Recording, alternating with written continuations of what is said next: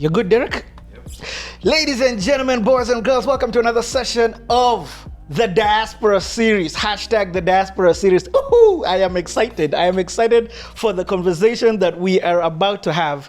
Now, for those of you who are wondering what on earth is the Diaspora series, basically this is a platform where we get to have our conversations and we bridge the gap between home and the diaspora. So what does that mean? It means for we try and change the mindset for those people who are in the diaspora about home, and we try and do the same thing for those people who are at home about the diaspora. Excited about the conversation. Hey, we've got our first lady in the building. Excited. You know why? So the person in front of me was referred to by one of the people who are here, and he told me, listen, dude, there's somebody that you have to have a conversation with. I trust this guy, so I'm super excited about the conversation that we're about to have. She's been in the diaspora for over 20 years. Woo! Excited about that. So she's got a wealth of experience, understanding, knowledge when it comes to being a Kenyan diaspora. She has been, and I need to get this correct, a HR director. Am I right? That's correct. That's correct. But definitely, last but not least, she's still moving and making things happen. She is currently an executive coach. Have I got that right? Leadership coach. My bad. An executive leadership coach at an organization called Rise Above Coaching. Rise Above Coaching. So, ladies and gentlemen, boys and girls, and you've got to help me out here, Joyce. I'm going to help you out. Put your hands together for none other than Joyce Weru. Budget is tight, so I do my own sound effects. That's okay. We'll take that. So, Joyce, first and foremost, welcome to the Diaspora series. Thank you. Thank you so much. Welcome to Cleaning the Airwaves, the Diaspora series. Super excited to have you here. Mm-hmm. We got chatting a little bit off camera, and I was like, no, don't let's not chat off camera. Let's have this authentic conversation on camera. Thank you so much for coming. Welcome back home. I know you're about to leave. If I'm not, by the time you're watching this, you would have left. I know. But thank you so much for coming here. So on the Diaspora series, what I like doing is just walking the journey from beginning all the way to where you are right now. So we're going to have a long conversation. It's not an interview. It's a conversation. Welcome to that. So this one, by the way, she's a bubbly one. And thank you for the introduction. Look at that. I feel like a superstar. You're looking like one. Oh, thank you. Looking like one for sure. Okay, let's kick this off. Yeah. Tell me a little bit about where you were born and your upbringing in wherever that may have been. Okay. Yeah, so I was born in a little community. I don't know what they call them, in Satellite, right here in Nairobi. Yeah. Nairobi in Satellite, and I was raised by my mom and dad. And I have an older brother and a younger sister. I was in the middle. So now you see why my big personality, because I'm fighting two siblings. I'm trying to fight for attention. So and I went to school in Lavington Primary School. And this is early 80s. Wow. Late. You gonna date me? You gonna take me back? Okay, 80s, yes. Early 80s is when I was born here. And okay. Early 80s. Okay, so that we'll leave it at. Yeah. So tell me a little bit about growing up in Satellite. Wow. At the time, because Satellite is a whole different place right now. It is. It is. Actually, I was actually there yesterday, and I couldn't even recognize anything. They have so many buildings. The roads and the everybody on the street, selling stuff. It's an experience. Yeah. But when I grew up, actually, it was not that busy out there, and they've done a lot of construction, a lot of businesses out there, a lot of people, but it was fun. But you kind of feel a little lost, because it's completely changed. How did it feel going back there? Scary. No, I love that. Why scary? Just the amount of people. It's just the amount of people. I think the amount of people it's overwhelming, right? You feel out of place because you and again, it's like, wow, I can't even recognize any of the stores, anything of that, But definitely it was such a humbling experience to go visit the house where we grew up, and I was wishing that I could go in, but they're like, nah, it's already rented out. We don't do that over here, coming over here judging us. So no, but no, it was really great. That was very humbling to see the house where we grew up, and Good memories down there. And I want us to jump into the memories. This is CTA. This is how we do, by the way, all over the place. Yeah. But so at this time, you definitely are not speaking the way you're speaking right now when you were at Satellite growing up. So tell me a little bit about your upbringing there. Are you speaking Swahili? We spoke in Swahili a lot. Kyuk, yeah. My mom spoke in Kyuk. My mom and dad are Kyuk. So and then we were raised by, I think I remember her name, Wangeshi, was our little helper. And I thought, so growing up there, it was just fun. I just remember playing a lot. No worries during that time. I mean, we were very close with our neighbors. What else was so unique about it? We got in trouble a lot with my dad because he was very protective, right? And he cared a lot about education. So I remember our memories, him being very stringent on education. Yeah. So after school, you need to come and still do homework and things like that. Yeah, I remember even having a tutor, and we gave that tutor a hard time, especially me, But yeah, so it was really good. It was really good, but he was very focused. As long as we did what we needed to do in school, he definitely made sure we had a good time. Okay, so let's now move into Lavington Primary. So you go to Lavington Primary. Were you there for the whole 8 years? Yeah, I was actually. Yeah. Okay, so let's talk a little bit about that. Hey, Lavington! Wow. Lavington was so much fun. I mean, that's what I remember. So much fun. I think they had it was great because I think because I could even remember where they used to arrange for us to go for camps, because I don't know if it was a school or my parents, but I belonged into YMCA. And so, even at a very young age, I was able to travel to Masai Mara, the coast, and actually when it took my mom, when my mom came back, when we went to the US and came back, my mom actually said that, she had never been to the coast, and she was a local. Yeah, okay. Born and raised here, right? So I think I felt maybe was a little bit of privilege, where I was like, I guess I was lucky. But at Lavington, the school was great. I had a lot of friends. I think my dad thought I was too bubbly and too crazy. He thought that I didn't even go to school. And he was very paranoid. He always had to come and get me because he's like, I don't know what this girl is going to do, Yeah. But it was great. The teachers were great. I have really good memories down there. Any friends that you made there that you're still friends with now? Or have you gone separate ways? Actually, that's a good question. I actually did. I saw they have an app of the Lavington School people. I don't think we connect as much, like I'm supposed to. Yeah. So, yeah, Yeah. Okay, cool. So how is school? Are you we called the word, are you a chop? Remember when we used to say you're a chop? Are you a chop? Oh, were you smart? Yeah. Is that what it was? Was I a chop? Oh. Look, I'm gonna say yes, and my mom gonna be like, nah, she was not. We got her a tutor and everything. No, I think I did okay. Yeah. So what particular subjects did you like learning? I liked I liked English. I hated math. She should probably not say that on camera because my daughter could be like, I knew it. But anyway, I loved math.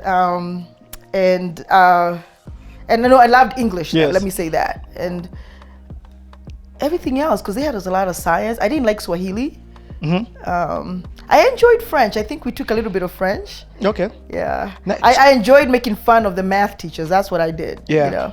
And the thing that I know about Lavington Primary, first of all, Lavington is a suburb. Yeah. But there's a mixture of, but Lavington Primary was a public school. Yeah.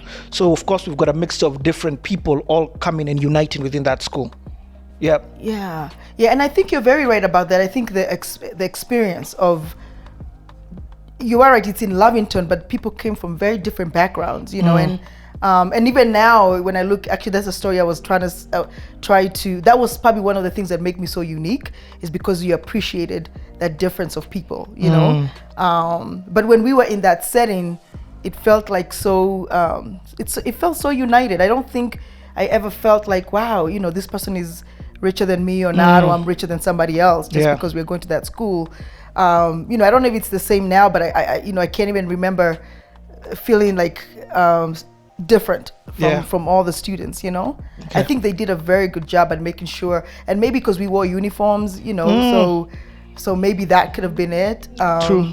And then we were young too, you know. When you're young, you're really not thinking about that kind of stuff. Yeah, it's not So- like, and part of the reasons why I'm asking this, of course, I just heard you mention that you've got a daughter. Shout out to your daughter. Yeah, Malika and Ivan. It's 2 girls. Oh, nice. Yeah. Sweet.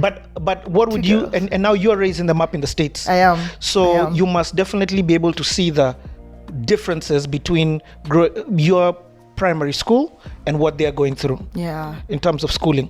Yeah, definitely. Because actually, you know, with my daughter, I think we're taught really, it's hard school. In the US, the one thing I think I love about their system is they walk kids through everything.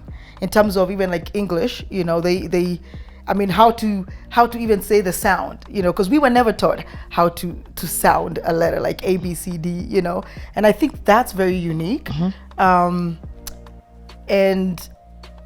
But also in the difference between the US, I think when I can't even teach my daughter because she says I take, you know, it's too complex. I make things way too complex.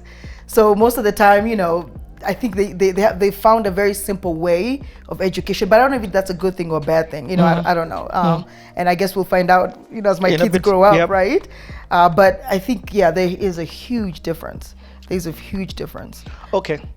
So you finish. Actually, is there something you wanted to say before? No, I cut and you off? also the school, the time period we're in school. You know, because I remember being, like you just said, I remember being in class all day from 7 to 6. You know, and I think that was a lot. And when I moved to the US, I was like, wow, that's it? A couple of hours and I'm done. You know, I thought that was that's very different too. Nice. Yeah.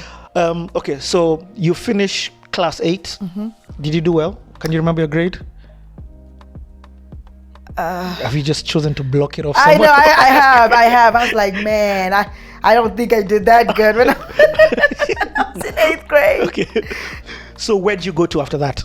I went to Kiriri Girls. Where is Kiriri Girls? Kiriri Girls? I think it's in Thika somewhere. Okay. I think so. Okay. I did 1 year there, and then I moved to Hekima Girls. And Hekima is definitely, I think it's in Thika Okay. or somewhere. Yeah. Wow. We'll know we've Googled it and Okay, just we'll found it. We'll find it. Yeah. So why did you just do 1 year in, and now you're going to boarding? Yeah, I went to boarding. Yeah, and So- then my dad took me to boarding school. Yeah. So how was the change now? And you said girls, so this is now not just boardings, but it's an only girls school. Yeah. Uh-huh. And that shows you how paranoid my parents were. So they put me in an all-girls school, and it was actually a Catholic all-girls The school. Kiriri one. Yeah, Kiriri Okay. Girls. Yeah. You know, so we had, you know, mass in the morning, which was like the most annoying thing. We had, it was a very strict school, you know. But it was a good experience. But I didn't do too well there because they had too many rules. The free spirit in you was The free being, spirit of me being was boxed. like was too boxed in, you know. So I had to, you know, maybe I got in a little trouble, and that's why I kind of shifted to a different school. Yeah. But my dad thought, okay, maybe let me move her to a different school and see. But even there, I felt like, you know, because my free spirit is. What actually? That's actually you've brought up a good point. What did you feel was being stopped or hindered or boxed? I think too much structure, and maybe not having your own voice in a school like that, because it's like almost everything. Like you have to do everything at the same time, and you know, and you're spending, like you just said, you're spending the whole day there. You're sleeping there. It becomes like almost your family, but it was very, very strict. And maybe again, it was maybe because of the Catholic thing, because I'm a Christian, you know. So it was also, wow, this is like different. So yeah, it was pretty, for a girl that young, to be put in boarding school was an experience. I can imagine. Yeah. There's something you've brought up about the Christian before we now talk about the transition to the next high school. Yeah. So one thing that you know about Kenya is that whole, we always say it everywhere, 80% Christians. And so of course there's this whole praying culture, there's this whole value culture that comes with that. Did you experience any of that growing up? Yeah, I mean, we grew up in a Baptist church, you know. Yeah, we were very big on the Christian, you know, I consider myself a Christian, you know, faith. Yeah. But I don't think we were very, like over the board type of a Christians, you know. I mean, as long as we went to church and that was just kind of. But that's new. These days, there's a whole generation that doesn't even. You see, for us, it was normal to just go to church on Sunday. Yeah. That's the thing you do. It's almost social. Yeah. It's more social, less religious, as compared to these days where it's not even social. So for you, you had that go to church on Sunday. Yeah, we did, and I loved it too because I remember me performing. I joined the choir and everything, and actually that was very fun. And I used to be the dance leader at the church, you know, with the young folks. So I thought they made church. I had a good time in church, actually. Okay. Yeah, and I've tried to even keep up with like the kids. My kids, you know, they like to go to church even now. Okay. Yeah. Nice. Okay, and we'll come on into that later. So let's talk about then the transition into this next school that you go to. So your dad is like, okay, you pushed him. You're like, yo, I gotta go. Yeah. So he was like, cool. He was not like cool. Nah. He was not cool. I mean, because, you know, again, even that, you know, the upbringing of, he's also very structured too. You know, my dad and my mom, they're like, okay, no, you gotta finish this, because they were very big in school. So they were like, okay, this is crazy. So yeah, I guess I rebelled. I rebelled against everything the teachers were saying, and they were like, nah, you gotta get her out of here. We can't work with this, you know. She's causing too much trouble in the school. So that's why I moved to another school. Now Hekima Girls. Yeah, Hekima Girls. Now how was that? That was actually good. Actually, it was great because it was a brand new school. I remember the principal. Oh my God, I can't remember her name, but she was from Scottish. She was a Scottish principal. So I felt a little bit better in that school. I only did a year there before I went back to the States. Before I went to the States. Okay. But I had a good experience there. Okay. They had a lot of sports. They had a lot of extra activities like drama, dancing. So that's what I liked about that school. And it was like, again, it was very new. So at this time in your mind, is there a direction that you think you want your life to go, or you're just still figuring it out? Yeah, actually, no, I was not. I was still figuring it out. Okay. That's a great question, because at that time I was not even thinking what I was going to be. I think I knew I liked to be around people, but I really was not focused on anything at that point. Okay. Yeah. And how's your Swahili now? Swahili yako iko aje, by the way? Swahili. It's still there, but it's a mixture. It's a mixture of one word after the other, you know? Like iko there. Iko there. I love it. You If know, I was in Spanish, I'll say poquito, small, you know? you're killing me. You know, normally I think my Swahili is whack, but it feels so good here. I'm schooling you. Iko there. Yeah, you can school me on Swahili anytime. This is so cool. Yeah. Okay, so I've now heard you say something that kind of shocked me. The age at which you went. So you do your first year of first year of high school at this other school, then you change schools to Hekima Girls and do 1 year. Are you telling me now after that 1 year is when you transition to the States? Yeah. Okay, let's talk about that transition and how did it come to be? What happened? Why? So actually, it's actually a great story, because I remember it was. You remember when they had the bombings in Kenya at the USAID in 1998?